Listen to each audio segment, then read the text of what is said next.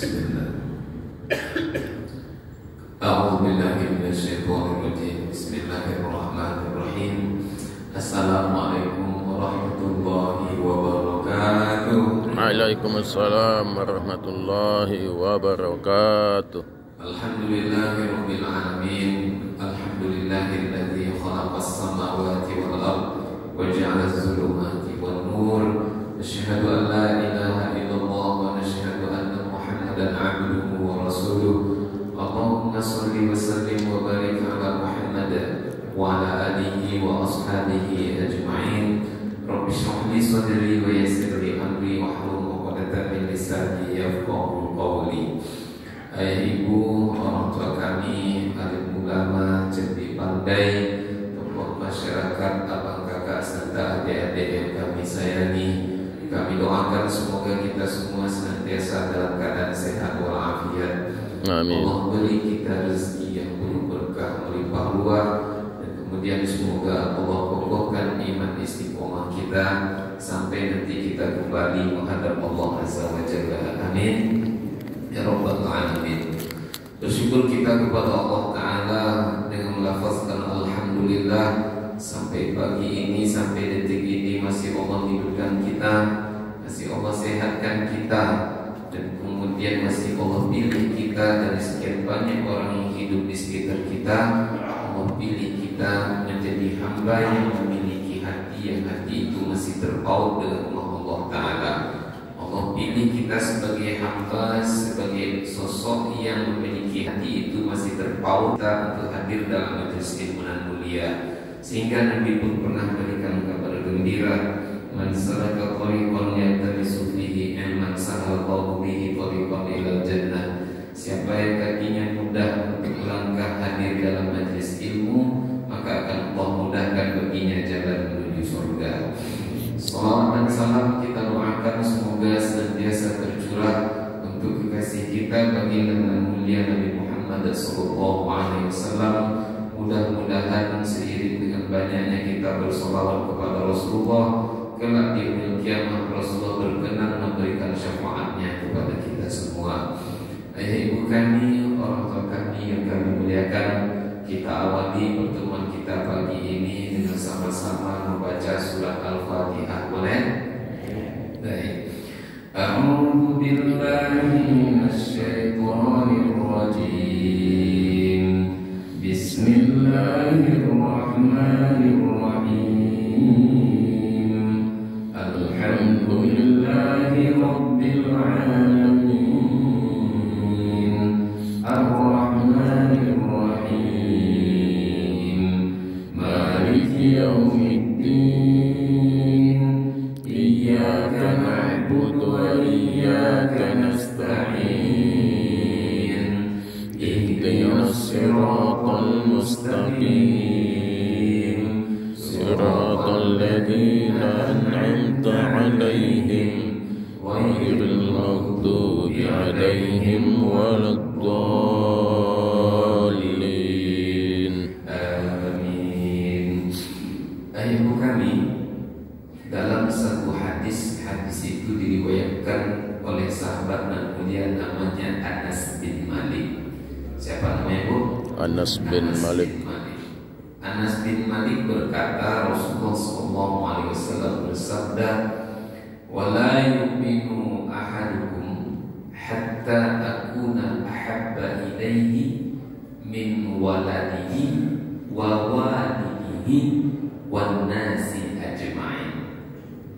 Kamu belum beriman lagi, kata Nabi, sebelum kamu dapat mencintai aku melebihi cintamu kepada anak-anakmu, melebihi cintamu kepada ayah ibumu, wan nasi ajma'in, dan sekalian umat manusia. Belum beriman kamu sebelum kamu dapat mencintai aku melebihi cintamu kepada anak-anakmu, orang tuamu, dan sekalian umat manusia. Maka setidaknya kita akan memahami dari hadis ini, di antara yang menjadi tolak ukur kita baru dikatakan sebagai sudah pantas kita disebut sebagai mukmin sejati itu, kalau kita telah mampu mencintai Nabi di atas segala-galanya. Kita ukur diri kita ini ya Bunda, sudahkah kita beriman atau belum? Di antara tolak ukurnya inilah dianya.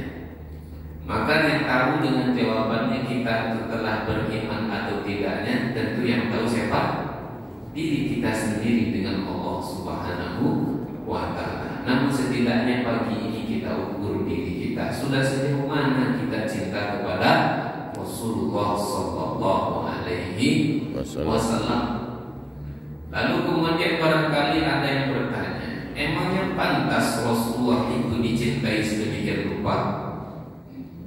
Emangnya patut Rasulullah itu kita cintai melebihi cinta kita kepada anak-anak, kepada kedua orang tua, kepada manusia semuanya? Maka orang beriman kalau cinta itu kan tak butuh alasan, Pak. Tapi kalau kita bahas lebih jauh Bapak Ibu, setidaknya ada 3 alasan kenapa kita mesti mencintai Rasulullah Sallallahu Alaihi Wasallam. Apa tidaknya alasannya 3 itu, ayat Bunda? Yang pertama, Rasulullah itu datang sebagai pembawa rahmat. Rasulullah itu rahmat. Yang kedua, Rasulullah itu adalah uswatun hasanah, suri tauladan yang baik.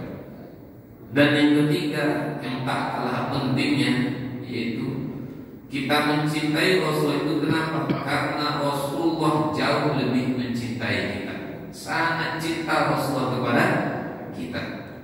Bahkan Rasulullah demi cintanya kepada kita berkorban harta, berhabis harta, nyawanya dia pertaruhkan demi cintanya kepada kita.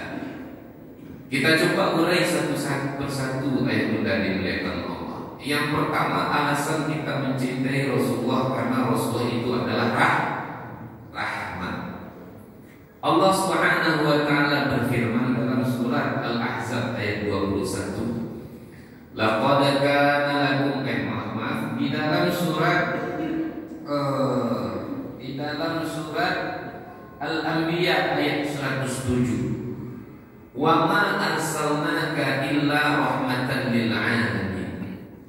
Dan taklah kami utus engkau wahai Muhammad kecuali sebagai pembawa rahmat. Di mana letak rahmatnya? Contoh Bapak Ibu. Yang pertama,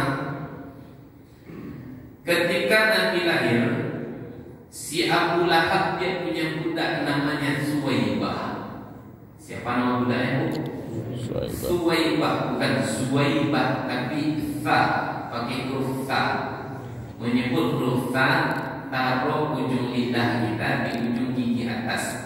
Tha, Fi, Su, Fi Famma Tha, Bisui. Nah, itu lebihannya. Suwaibah, budak Abu Lahab. Abu Lahab itu nama kerennya. Kalau nama aslinya itu Abdul Uzza. Tapi kalau di Facebook, di Twitter, Instagram, kilogram, macam-macam lah, itu namanya lebih dikenal dengan Abu Lahab. Oh, ada juga Instagram di masa itu, Ustaz. Ada lah agaknya. Macam mana Instagram orang masa dulu? Tak perlu kita tanya. Yang jelas ada. Orang kan kadang-kadang suka menanyakan sesuatu yang tak penting, tak berguna. Ustaz, ya, Nabi Adam menikah dengan Siti Hawa, Pak Buahnya siapa Ustaz? Pak Buah Nabi Adam pula dia tanya. Nah, ayah ibu yang dimuliakan Allah, Suwaibah budaknya Abu Lahab. Ketika Nabi lahir, dia datangi si Abu Lahab Abdul Uzza ini. Tuan, ya, itu keponakan Tuan sudah lahir. Aminah sudah melahirkan seorang bayi laki-laki. Senang hati Abu Lahab. Saking senangnya hati Abu Lahab, lalu kemudian dimerdekakannya budaknya tadi yang bernama Suwaibah. Suwaibah yang awalnya budak kemudian menjadi orang yang merdeka. Dari yang dahulunya harga dirinya tidak ada, yang dulunya kehormatannya diinjak-injak, diperjualbelikan kemudian menjadi orang yang merdeka. Rahmat tak itu Bapak Ibu? Rahmat. Maka itulah yang di kemudian hari sebagian kecil menjadi alasan bagi ulama untuk kita buat acara Maulid Nabi. Kenapa? Karena Maulid Nabi itu wujud kita senang dengan kelahiran Nabi Muhammad SAW. Orang kalau ulang tahun itu kan hatinya senang, sehingga dia sering undang orang lalu berbagi orang itu makanan. Tapi kemudian seiring dengan itu pun di YouTube, di Facebook ada yang mengatakan, oh nggak ada Maulid Nabi.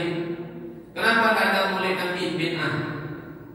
Bid'ah ya, sesat tuh. Tempatnya nanti dalam neraka. Muncullah satu hadis. Kullu muhdatsatin bid'ah wa kullu bid'atin dhalalah wa kullu dhalalatin finnar. Setiap segala sesuatu yang baru disebut dengan bid'ah. Setiap yang bid'ah itu sesat. Setiap yang sesat tempatnya di dalam neraka. Andai kata nanti masjid dakwah ini buat acara Maulid Nabi, ada acara Maulid Nabi nanti Pak? Alhamdulillah. Andai kata masjid dakwah ini pengurus buat acara Maulid Nabi, sempat itu terjadi, kira-kira siapa yang nanti pertama masuk neraka nanti itu?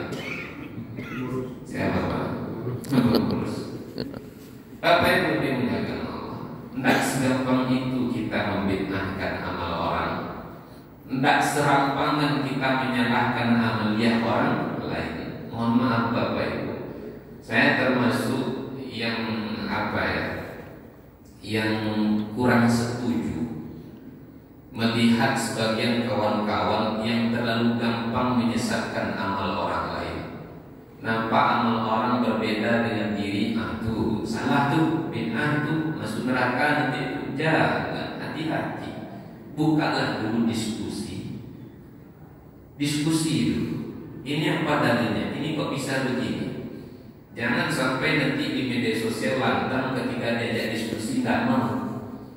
Kenapa nggak mau? Apa gunanya berdiskusi dengan ahli bid'ah, buang-buang waktu? Waliyadu billah. Sudah merasa diri paling benar. Bapak Ibu, iblis diusir oleh Allah dari surga bukan karena dia berzina. Iblis diusir oleh Allah dari surga bukan karena dia habis minum tua, tapi iblis diusir oleh Allah dari surga karena dia merasa paling benar. Orang kadang-kadang tolak ukur sesat itu apa? Kalau tak dibuat oleh Nabi itu sesat. Kalau tak dibuat oleh Nabi itu bid'ah, tempatnya nanti dalam neraka. Maka Bapak Ibu dimuliakan Allah, kalaulah sesuatu yang tak dibuat oleh Nabi sesat itu haram, maka betapa banyak sahabat yang masuk ke dalam neraka. Contohnya siapa? Bilal bin Rabah. Nabi pernah bertanya, Bilal, apa amalmu? Aku kok sering dengarkan bunyi sendalmu, sering mendahului langkah kakiku di surga. Apa jawabnya? Ya amalku biasa aja ya Rasulullah. Emangnya apa itu? Ya Rasulullah, tidaklah aku berhadas, melainkan setiap kali aku berhadas, aku senantiasa segera berwudu, lalu kemudian aku sholat sunnah 2 rakaat setelah berwudu. Nah ini kan menjadi hadis takriri. Kalau tak sampai kepada Nabi kan bid'ah yang dilakukan oleh Bilal bin Rabah. Siapa lagi contohnya Bapak Ibu dimuliakan Allah? Sahabat yang melakukan sholat sunnah sebelum dia dieksekusi mati. Ketika dia siapa namanya?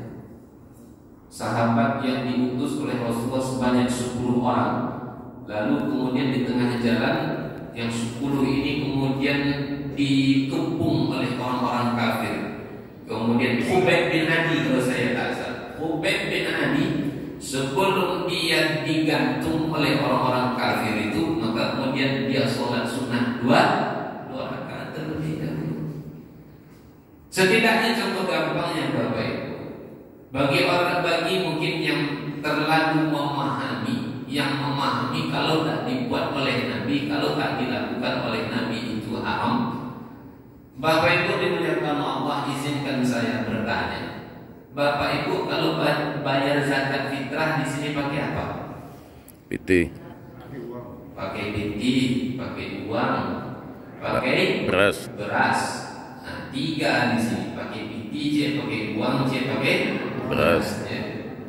Bapak Ibu dimuliakan Allah, carilah nanti hadis ataupun ayat di dalam Al-Quran yang mengatakan zakat fitrah itu pakai piti, pakai uang, pakai beras.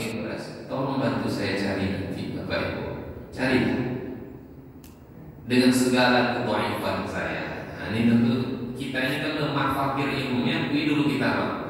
Kita ini kan orang yang tak berilmu, fakir kita. Saya pesantren 3 tahun, Aliyah 3 tahun, S1 Mesir 4,5 tahun, S2 2 tahun, sudah 12,5 tahun, S3 2,5 tahun, lebih kurang 15 tahun. Itu semenjak saya sanawiyah, hitungannya Bapak Ibu dimuliakan. Sekali lagi, dengan segala kekurangan saya, Bapak Ibu dimuliakan Allah, S1 saya jurusan hadis, S2 jurusan Quran hadis, S3 jurusan tarbiyah. Dengan segala kedhaifan saya belum jumpa lagi dalil yang mengatakan zakat fitrah itu pakai piti, pakai rupiah, atau pakai beras. Yang saya jumpa cuman zakat fitrah itu diantaranya so'an min tamrin atau so'an min sya'irin, 1 sak dari gandum atau 1 sak dari korma. Kan itu zakat fitrah. Andaikan Bapak Ibu orang Talang Mamat disuruh juga zakat fitrah itu pakai korma, cuman orang Talang Mamat itu agaknya pakai apa? Jangankan orang Talang Mamat, kita di Pekanbaru pun mudah dapat mendapatkan korma. Karena setelah diimpor di Indonesia. Artinya ya. Berapa umurnya? Izin bertanya ya. Berapa? 70. Berapa umur? Ragu jawabnya. Lupa ya. Ya orang dulu lah, kalau lupa pokoknya aku lahir pas Belanda datang kan. Aku lahir pas pejumpang masuk ke Indonesia. Taruhlah umur ya. Kalau dari sini saya tengok sekitar 27 lah kan. Terbalik ya. Kalau ayah berapa umur ya? Ya. 67 atau 37? Mbak Mustanta. 67 tahun umur ayah. Ayah bayar zakat fitrah pakai apa? Biasanya pakai beras.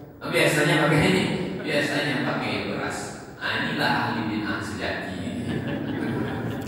Nah, Bapak Ibu dimuliakan Allah, itulah ijtihadnya Imam Abu Hanifah. Imam Abu Hanifah berijtihad boleh mengeluarkan zakat fitrah itu biqimatihi, dengan imah itu dengan yang senilai dengan 1 sak dari gandum, yang senilai 1 sak dari korma. Itulah di tempat kita dia jadi rupiah dia. Kalau di Malaysia jadi ringgit lah dia. Kalau di Amerika sana dia jadi dolar. Terakhir supaya Bapak Ibu tak bimbang tak ragu. Nabi diundang hadiri sebuah jamuan, hadis diriwayatkan oleh Khalid bin Walid. Ketika dinner lah bahasa ujungnya lebih kurang. Ketika Nabi hadir di situ disuguhkan daging namanya bipang. Bapak Ibu bipang. Babi panggang. Bukan bipang yang babi panggang yang viral pas lebaran yang dulu tuh. Orang lebaran semestinya beli rendang, ini disuruhnya beli babi panggang. Hati-hati lah Bapak Ibu itu. Besok tak apa-apa lagi Bapak Ibu disuruhnya itu begitu. Nah, ketika disuguhkan ini bipang di sini bukan babi panggang, tapi biawak panggang. Ketika disuguhkan biawak panggang, Nabi mau makan, kata Khalid, Rasulullah, tahu engkau itu daging apa ya Rasulullah? Emang ini daging apa kata Rasulullah? Itu bukan daging sapi, itu bukan daging kambing kata Khalid. Emangnya ini daging apa? Ini biawak panggang. Yang tadinya Nabi mau makan, tidak jadi Nabi makan ketika itu, sehingga spekulasi terjadi. Oh ini jangan-jangan haram enggaknya nih, sehingga Nabi tak jadi makan. Akhirnya sahabat berani bertanya, ya Rasulullah, apakah ini haram sehingga karena haramnya engkau tak jadi makan? Apakah ini najis? Kata Nabi, ini tak najis, ini tak haram. Lah, terus kenapa engkau tak makan? Aku tak makan ini karena tak terbiasa. Aku dan orang kampung aku tak terbiasa makan daging ini, kata Nabi Muhammad SAW. Jadi kalau kita pakai rumus tadi, kalau tak dibuat oleh Nabi bid'ah haram, berarti itu langsung kita vonis sebagai maka Bapak Ibu dimuliakan Allah, tak dilakukan oleh Nabi haram, tak begitu. Nah, naik pula orang tua kami yang dimuliakan Allah. Saya bawakan dalam kehidupan, realita kehidupan kita sehari-hari. Saya lah contohnya Pak Bu. Saya lapar lalu mampir di rumah makan Padang. Biasanya kan dihidangkan macam-macam yang dihidangkan sampai penuh meja itu karena lauk pauk. Dari sekian banyak lauk, sempat di situ ada busu, apa namanya? Busu. Busu itu Pak ya. Isinya itu telur sama tahu. Apa namanya Pak? Ternyata tembusu kan? Saya kalau sempat nampak tembusu itu Bapak, hilang selera makan saya. Lah kok hilang pula selera makan? Karena kalau sudah nengok tembusu itu pikiran saya kemana-mana. Kok begitu? Yang pertama warnanya kuning. Kuning namanya. Yang kedua dia bengkok-bengkok pula sih. Ya karena saya orang kampung Pak. Orang kampung dulu waktu kecil, namanya orang kampung, tempat pemandiannya satu, lalu kemudian maaf cakap tempat BAB-nya jambannya pun satu. Pagi itu Bapak Ibu puserah lah yang tadi, yang bengkok-bengkok yang warna kuning itu. Apalagi anak-anak kan kalau sembarang aja dia menyerahkan dia. Sempat awak tinggal di pinggir sungai Bapak Ibu. Kalau dulu penerangan dulu kan tak seperti penerangan hari ini. Dulu orang pakai, kalau namanya kampung saya itu kampung Colo namanya Pak. Colo atau Togo namanya. Sempat angin agak kencang sedikit maka lampu ini kan padam. mati. Kalau tak hati-hati Pak, biasanya yang kuning tadi itu tembusu itu dia berpahala pagi-pagi macam Valentino Rossi. Tak hati-hati awak Pak bisa mandi pakai sampo tembusu. Awak kira ni ikan ternyata. Tadi itulah kenapa. Najis dia, tidak haram dia, tapi kenapa saya tak makan dia? Dia tidak najis, tak haram, cuma saya saja yang tidak suka. Kita selesaikan bab ini Bapak Ibu dimuliakan Allah. Jadi nanti kalau ada acara Maulid Nabi pergilah. Kenapa? Ngapa orang di Maulid Nabi? Bedisko orang situ Pak Bu. Bedisko, bedangdut orang di situ. Entah apa yang Bapak Ibu dapat di situ. Setidaknya kan bercerita tentang Rasulullah Sallallahu Alaihi Wasallam. Makanya Imam Syafi'i, nah, ini jangan sampai kita, nggak usah saya bahas terlalu jauh dalam bab ini. Bapak Ibu dimuliakan Allah, Imam Syafi'i sederhana. Imam Syafi'i makanya membagi bid'ah itu kepada dua. Mana dia bid'ahnya dua? Satu mahmumah, yang kedua mahmudah. Fama wafaqas sunnah fahuwa mahmudah. Kalau dia sesuai dengan sunnah maka dia itu bid'ah mahmudah, terpuji. Tapi kalau dia tak sesuai dengan sunnah maka dia itu bid'ah yang tercela. Bid'ah yang tercela. Makanya tidak semua yang bid'ah itu sesat. Bid'ah yang sesat itu mana? Bid'ah perbuatan yang buruk. Acara Maulid Nabi bedangdut dia di situ. Itu baru itu bid'ah. Pergi ke kuburan, kita mengaku-ngaku di situ. Dia meminta ke kubur, itu baru bid'ah. Tapi kalau orang pergi ke kubur, dia doakan orang yang ada di dalam kubur, itu bukan bid'ah yang sosek, itu bid'ah yang mantap. Itu bagus. Karena Nabi kan menyuruh orang untuk berziarah. Terlepaslah dari itu semua. Mau ada yang tak setuju, tapi kita ingat apa yang dikatakan oleh Dr. Wahbah Zuhaili. Nah, na'mal fi man tafaqana wa na'tadzir fi maktafina. Na'mal fi man tafaqana wa na'tadzir fi maktalafna. Kita marilah kita beramal dalam perkara yang kita sepakati, dan kemudian mari kita saling bertoleransi, saling berlapang dada dalam hal yang kita tak sedia, tak sekata. Mau kunut, tak kunut, tak setuju kunut, tak setuju kunut, tidak usah kunut. Lalu kemudian jangan disalahkan orang yang kunut. Nah, Bapak Ibu, ini gara-gara si Abu Lahab tadi ini, gara-gara si Suwaibah. Nah, kelahiran Nabi saja itu sudah merupakan rahmat. Si Suwaibah yang awalnya budak kemudian menjadi orang yang merdeka. Contoh pertama. Contoh kedua, Rasulullah itu rahmat, Bapak Ibu dimuliakan Allah. Tradisi orang Mekah itu, kalau ada anak yang lahir, maka anak itu tidak disusukan oleh ibu kandungnya, tapi dia disusukan oleh orang-orang kampung, orang-orang Badawi. Maka terkenalah satu suku namanya Bani Sa'idah atau Bani Sa'ad. Di situ ada seorang wanita yang bernama Halimah. Jadi dari kampung ramailah perempuan pergi ke kota, tujuannya untuk mencari bayi yang bisa mereka susui sehingga nanti mereka mendapatkan upah yang banyak. Halimah ini, Bapak Ibu dimuliakan Allah, dia bukanlah orang yang kaya, dia miskin, sangat miskin sekali. Sehingga untuk pergi ke kota itu, Bapak Ibu dimuliakan Allah, kendaraan yang dibawa oleh Halimah itu ya kendaraan yang sudah tua, keledai yang sudah tua. Kalau kita sekarang mungkin mobil-mobil tahun 60-an, orang sudah pakai mobil tahun 2022, dia masih pakai mobil tahun 60-an. Jadi perjalanannya ke Mekah, ke kota, karena kendaraannya sudah tua, di jalan bensinnya yang yang bocor lah, yang businya lah, yang air radiatornya lah, segala macamnya lah, sehingga lambat pergi ke kawan-kawan dia sudah cepat sampai di kota, sementara dia terlambat.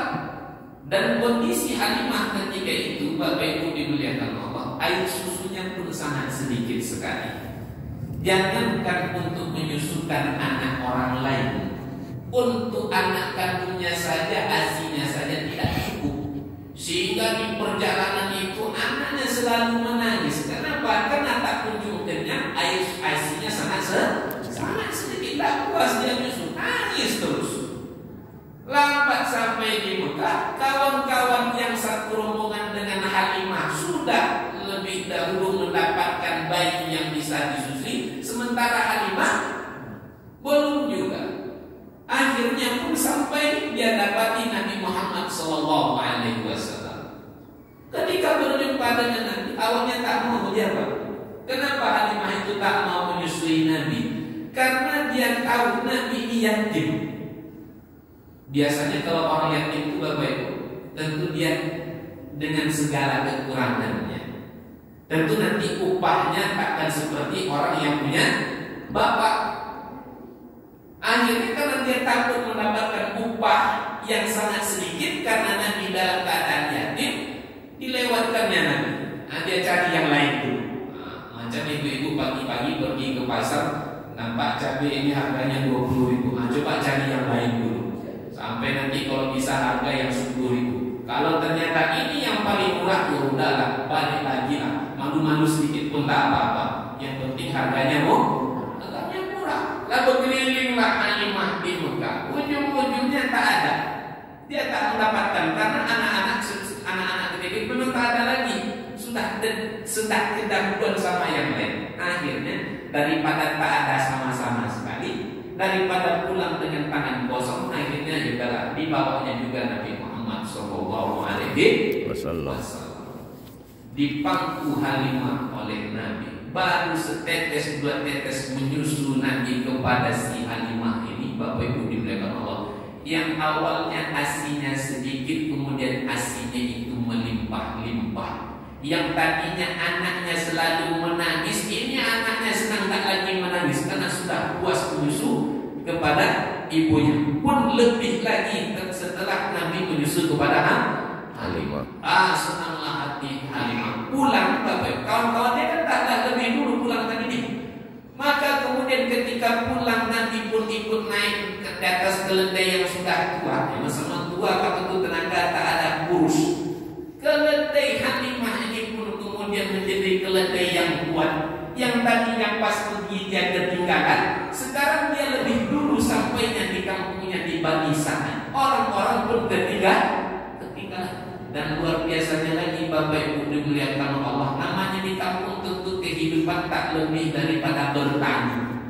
Hasil pertanian Halimah pun melimpah ruah, sementara orang hanya seadanya, bahkan banyak yang gagal pertaniannya, sehingga Halimah ketika itu pun menjadi orang yang kaya. Rahmat tak Bapak Ibu? Rahmat. Rahmat. Wa ma arsalnaka illa rahmatan lil alamin.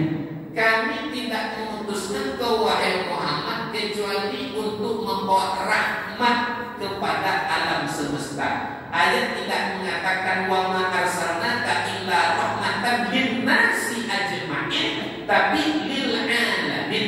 Ayat tidak mengatakan kami tidak mengutus engkau kecuali untuk membawa rahmat kepada sekalian manusia. Hendak Nabi itu tak hanya rahmat kepada manusia, tapi Alam. lil alamin. Itu contohnya Pak. Keledai pun mendapatkan rahmat. Pertanian hewan tumbuh-tumbuhan pun mendapatkan rahmat karena Nabi Muhammad sallallahu alaihi wasallam. Ayat kita dimuliakan Allah. Makanya Nabi Muhammad anak itu kan disusulkan kontraknya 2 tahun. Bimbang akhirnya Halimah untuk menyerahkan Nabi Muhammad kepada ibunya, kepada Aminah. Kenapa? Takut nanti keberkahan itu hilang. Akhirnya dia buat siasat. Gimana caranya supaya Muhammad agar tetap bersama dengan dirinya. Ini kontraknya habis nih. Akhirnya orang Arab itu Bapak Ibu, orang Arab jahiliyah masa dulu itu, sekalipun mereka dikenal jahil, tapi mereka masih jujur Pak. Masih jujur. Akhirnya diantarkan Nabi Muhammad. Tapi sebenarnya pengantaran Nabi Muhammad kepada Aminah itu tujuan besarnya adalah berharap supaya nanti Aminah masih berkenan agar Nabi Muhammad masih bisa menyertai Halimah. Singkatnya tujuan disampaikan itu pun diizin. Betul suruh di sini. Terus ada kita Mas. 10 menit lagi Pak ya? 10 menit lagi. Nah, Bapak Ibu dimuliakan Allah. Akhirnya pun disetujui oleh Aminah, ibu dan ibundanya Rasulullah SAW. Akhirnya dibawa balik oleh si Halimah. Baru kemudian dibalikkan lagi Rasulullah kepada Aminah oleh Halimah itu kapan? Ketika terjadi peristiwa pembedahan dada. Ibunda dada Nabi diceritakan oleh kawan-kawan sepermainannya. Kemudian disampaikan kepada Halimah. Halimah pun takut ketika itu. Barulah diserahkan Rasulullah Sallallahu Alaihi Wasallam. Rahmat Bapak Ibu. Rahmat. Kondisi sosial sebelum Nabi Muhammad Sallallahu Alaihi Wasallam diangkat menjadi Rasul, berbagai macam keburukan dan kemaksiatan terjadi dengan segala macam bentuknya. Aib kalau punya anak yang lahir itu perempuan, saking malunya, saking tak tahu kemana muka akan disembunyikan karena dapat anak perempuan, maka anak perempuan kemudian yang lahir itu akan dibunuh, kubur hidup-hidup. Itulah biadabnya. Bapak Ibu dimuliakan Allah Subhanahu wa taala. Pernikahan poligami sesuka hati saja. Mau dia menikah 10, mau dia menikah sampai 100 pun itu yang dilakukannya. Menikah sesuka hatinya, menceraikan istrinya pun sesuka hatinya. Begitu wanita tak ada nilainya di masa dulu. Tapi kemudian dengan kedatangan Nabi Muhammad SAW, terangkanlah derajat kaum Hawa. Bagaimana diangkatnya derajat kaum Hawa? Salah satu contoh hadis ketika sahabat datang kepada Rasulullah, ya Rasulullah, siapa orang yang paling berhak, yang paling utama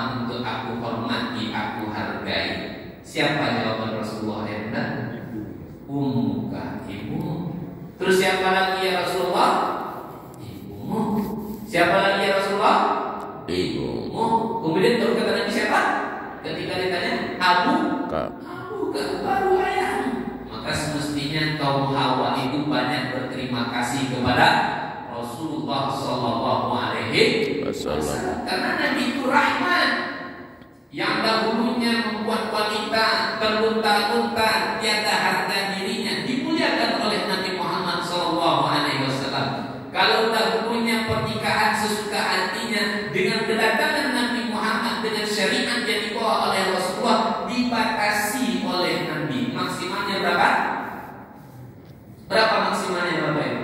4. Pernikahan dalam Islam syariatnya maksimal paling banyak cuma 4. Kan rahmat tuh Bapak Ibu. Tapi laki-laki, ini kalau berbicara poligami ini memang agak turut ke ibu saya bawaannya mau marah aja. Bapak Ibu dimuliakan Allah, yang ingin saya sampaikan, kalaupun ibu tidak setuju dengan poligami, tapi jangan sampai membenci syariat poligami. Itu adalah ketetapan Allah. Allah. Kita beragama ini jangan kalau ketentuan agama sesuai dengan selera kita mau, tapi kalau ada ketentuan agama tak sesuai dengan nafsu kemudian kita tidak mau. Bapak Ibu dimuliakan Allah Subhanahu Wa Taala. Saya mengajar 4 lokal kemarin, 4 lokal saya ajar. 1 lokal perempuan aja isinya Pak. Rata-rata adik-adik kita itu 1 lokal 30 orang. Perempuan aja isinya. Lokal kedua saya dapati cuma 2 orang laki-laki.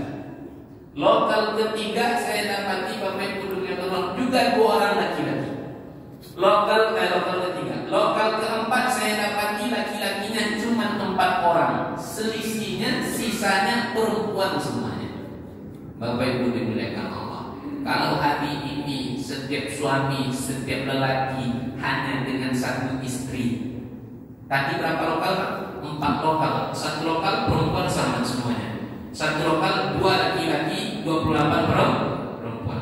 Nah, pulang aja lalu lagi semakin enak apa yang tidak ini. Bapak Ibu dimuliakan Allah. Kalau laki-laki menikah hanya dengan 1 orang wanita, yang 29-nya mau dikemanakan? Nganggur. Jangan kita berbicara syariat dulu Bapak Ibu. Mau apa yang 29-nya? Mau apa yang 30 ini? Bapak Ibu, ketika dibatas-batasi sedemikian rupa, disitulah merajalelanya praktek zina. Nah, jadi nanti kalau ibu di rumah balik pengajian ini, mana nampaknya masuk ke Kristen.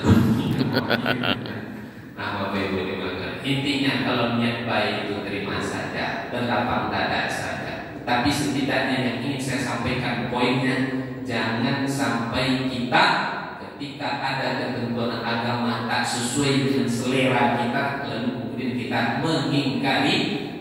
Aku setuju Ustaz, aku setuju poligami itu, tapi jangan suami aku Ustaz. Sama aja. Bapak Ibu dimuliakan Allah. Nabi Quran dulu sukuisme itu sangat tinggi sekali, fanatik golongan sangat luar biasa. Maka karena fanatik golongan luar biasa, persaingan pun luar biasa, sehingga menimbulkan gesekan-gesekan yang berujung kepada peperangan pertumpahan darah. Dia tak pandang dulu, yang penting suku saya, mau dia salah, mau dia benar, yang penting suku saya akan dibela. Bapak Ibu dimuliakan Allah, dibeda-bedakan antara yang hitam dengan yang putih, antara yang kaya dengan yang miskin, antara penguasa dengan rakyat jelata. Zaman boleh berubah, musim boleh berganti, tapi perangai umat manusia masih itu saja. Zaman boleh berubah, musim boleh berganti, tapi perangai umat manusia masih itu saja. Dulu pencuri banyak, hari ini masih banyak tak pencuri Pak? Masih itu kalau kan maling Pak. Dulu banyak praktek judi, hari ini banyak tak praktek judi? Banyak. Dulu orang mabuk-mabukan sesuka hatinya, hari ini masih ada tak orang mabuk-mabukan? Masih. Banyak. Dulu di zaman Nabi Nuh ada orang yang suka dengan sesuka sesama jenisnya. Hari ini ada tak orang yang suka dengan sesama jenisnya? Ada. Wah, nah itulah yang dirubah oleh Nabi Muhammad SAW. Dari kebiadaban dengan rahmatnya berubah menjadi zaman yang penuh dengan peradaban.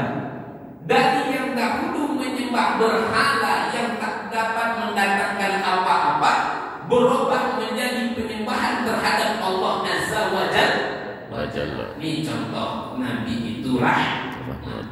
Yang kedua, Bapak Ibu dimuliakan Allah, Nabi itu suri tauladan. Nabi itu uswatun hasanah.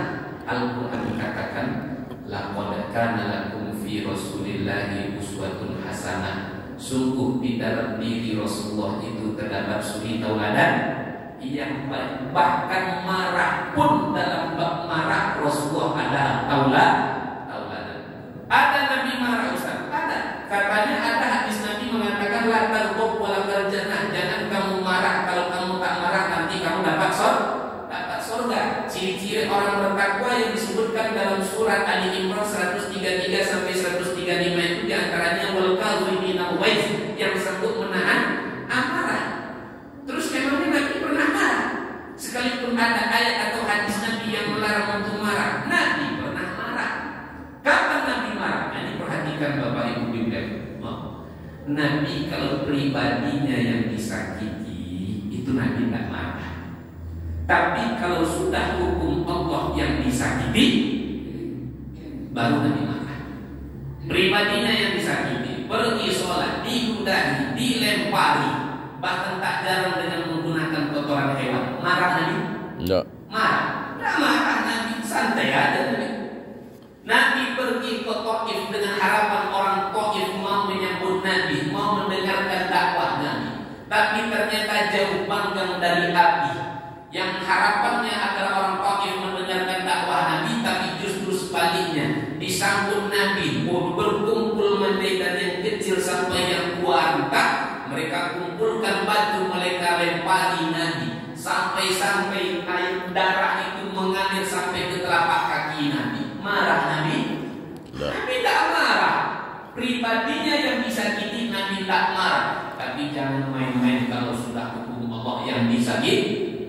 Allah yang disakiti. Kalau sudah agama Allah yang direndahkan, dihinakan, Nabi marah. Contoh Bapak Ibu, dulu di Madinah itu kan banyak orang Yahudi.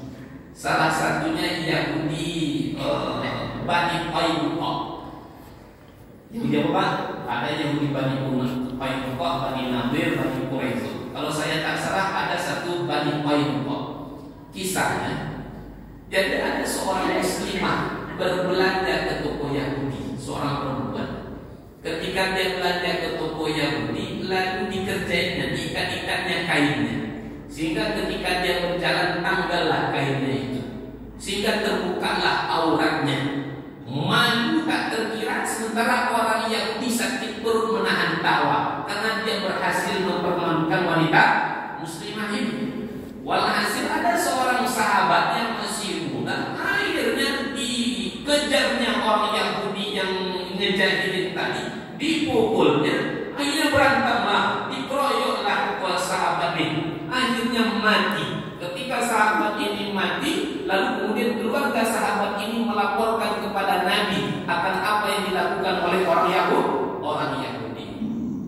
Ya udah, maafkan saja. Begitu kata Nabi, Bapak Ibu. Enggak. Nah, kalau tak salah Nabi siapkan bala tentaranya. Kalau tak salah lebih kurang 1.500. Ada yang mengatakan 15.000, ada yang mengatakan 1.000. Memang nanti di dalam kitab Ar-Rahimul Mahtum digepung bersiap-siap untuk memerangi Yahudi Bani Qainuqa. Itu gara-gara apa Bapak Ibu?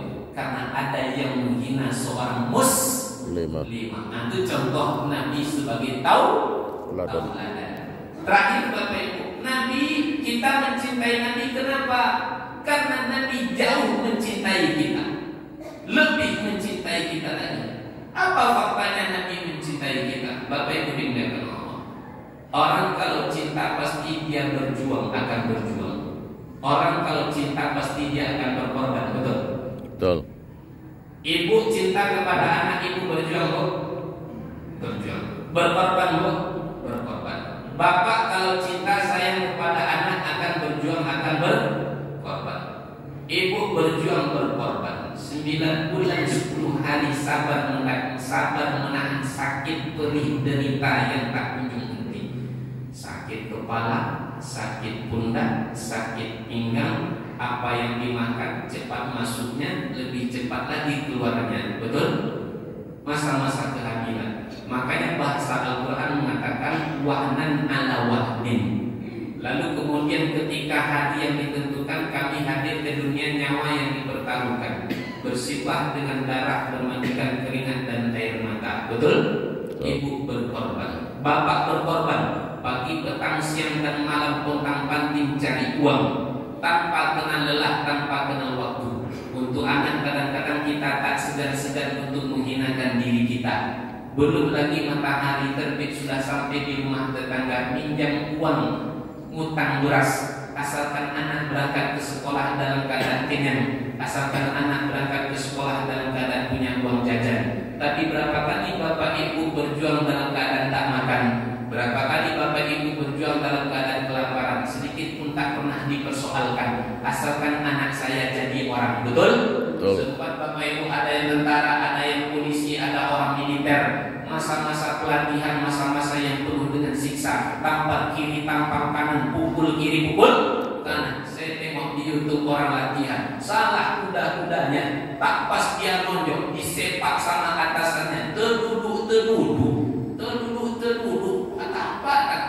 Tidak masalah saya dipermalukan di hadapan kawan-kawan saya, tidak masalah saya dihinakan di hadapan kawan-kawan saya. Yang penting saya tetap dapat belikan anak saya sepatu baru. Yang penting saya tetap dapat belikan anak saya baju baru, supaya anak saya bisa seperti anak orang pada umumnya. Betul?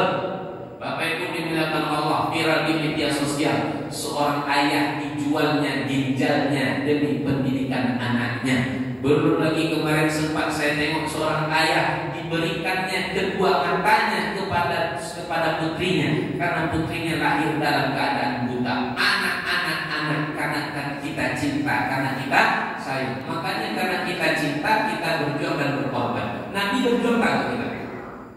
Ya. Nabi berkorban tak untuk kita? Korban. Apa yang dikorbankan Nabi? Hartanya habislah sudah. Jangan kira Nabi itu miskin, Bapak Ibu. Nabi itu kaya. Setidaknya fakta Nabi kaya, Bapak Ibu. Nabi menikah dengan Khadijah, maharnya berapa? Berapa Pak? Ada yang mengatakan 100 ekor unta. Itu kita tuh 5 atau 50? 50 ekor unta. 1 ekor unta taruhlah nilainya 25 juta. 50 kali 25 juta berapa tuh, Bu? Banyak Ustaz. 1/4. Memang gak payah itu kalau belum sarapan nih Bapak Ibu. Nanti ada bunyi-bunyi pula di belakang. Ini insyaallah sesi terakhir. Bapak Ibu dimuliakan Allah Subhanahu wa taala. Yang saya baca dalam Sirah Nabawi Ar-Rahiqul Maktum, kalau tak salah 20 ekor unta. Itu pun bukan unta sembarangan, unta berwarna merah. Unta berwarna merah simbol kekayaan orang Arab di masanya. Unta berwarna merah kalau dibawa ke Italia dia akan jadi Ferrari. Bayangkan Bapak Ibu, 20 mobil Ferrari parkir di depan rumah Khadijah. Nabi menikah bukan dengan seperangkat alat sholat dibayar tunai, cincin utang 2 bulan, bukan begitu. Itu fakta Nabi kaya. Tapi kemudian dalam satu riwayat kita baca Umar ketika berkunjung ke rumah Nabi. Ketika Umar berkunjung ke rumah Nabi, tiba-tiba Umar menangis sejadi-jadinya. Kenapa? Nah, Umar mendapati Nabi bangun dari tidur, sementara punggung Nabi itu ada bekas dari pelepah korma. Spring bed Nabi itu made in pelepah korma. Spring bed Nabi made in pelepah korma. Menangislah Umar bin Khattab. Kalaulah Nabi kaya, takkan mungkin Nabi tidur di atas pelepah korma. Tapi Bapak Ibu dimuliakan Allah, pertanyaannya, katanya Nabi kaya, tapi sekarang kok kondisi Nabi seperti ini? Harta Nabi habislah sudah demi kepentingan agama, supaya umat ini selamat. 2 putri Nabi menjadi janda. Dinikahkanlah Ummu Kulsum dan Ruqayyah dengan Utsbah dan Utaibah, anaknya Abu Lahab. Ketika Abu Lahab benci kepada Nabi, disuruhnya 2 putranya Utsbah dan Utaibah untuk menceraikan 2 putri Nabi Muhammad SAW. Demi Islam 2 putri putri Nabi menjadi janda, terusir dari tanah kelahirannya. Dalam perjalanan hijrah, sesampainya di Bakhah, Nabi kemudian membalikkan pandangannya. Dia tengok Ka'bah lama-lama. Sambil setetes demi setetes air mata berlinang di pipinya. Lalu apa kata Nabi? Ya Allah, tak ada negeri yang paling aku cintai ya Allah. Tak ada negeri yang paling aku sukai ya Allah, melainkan negeri tanah harammu ya Allah. Tak ada tanah yang paling aku cintai ya Allah, melainkan tanah yang di situ ada Ka'bahmu ya Allah. Ya Allah, andai kata kaum aku tidak mengusir aku ya Allah, takkan pernah aku tinggalkan tanah Mekah ini ya Allah. Terusir dari tanah kelahirannya, nyawanya jadi taruhannya demi Islam. Bapak Ibu dimuliakan Allah, sepakat tokoh-tokoh Quraisy mengutus pemuda terhebatnya untuk mencincang Nabi Muhammad SAW. Apalagi kurang bukti cinta Nabi kepada kita. Maka Bapak Ibu dimuliakan Allah, sekarang mari kita tumbuhkan, kita berusaha kenal dengan Nabi, kita berusaha mencintai Nabi. Mudah-mudahan dengan cintanya kita kepada Nabi, kita akan mendapatkan apa yang pernah Nabi katakan 1400 tahun yang silam. Almarhum ma'aman ahabba, seseorang akan bersama dengan siapa yang dia cinta. Ketika kita bisa mencintai Rasulullah, melebihi cinta kita kepada anak-anak kita, kepada kedua orang tua kita, dan sekalian manusia, disitulah baru kita layak disebut hamba Allah yang beriman. Sehingga dengan iman kita, dengan cinta kita kepada Rasulullah, di yaumil kiamat Allah kumpulkan kita bersama Rasulullah di dalam surganya nan mulia. Amin Ya Rabbal Alamin. Mohon maaf atas segala kesalahan kekhilafan. Terima kasih atas segala perhatian. Subhanakallahumma wa bihamdika, asyhadu an la ilaha illa anta, nastaghfiruka wa atubu ilaik. Wassalamualaikum warahmatullahi wabarakatuh. Waalaikumsalam warahmatullahi wabarakatuh.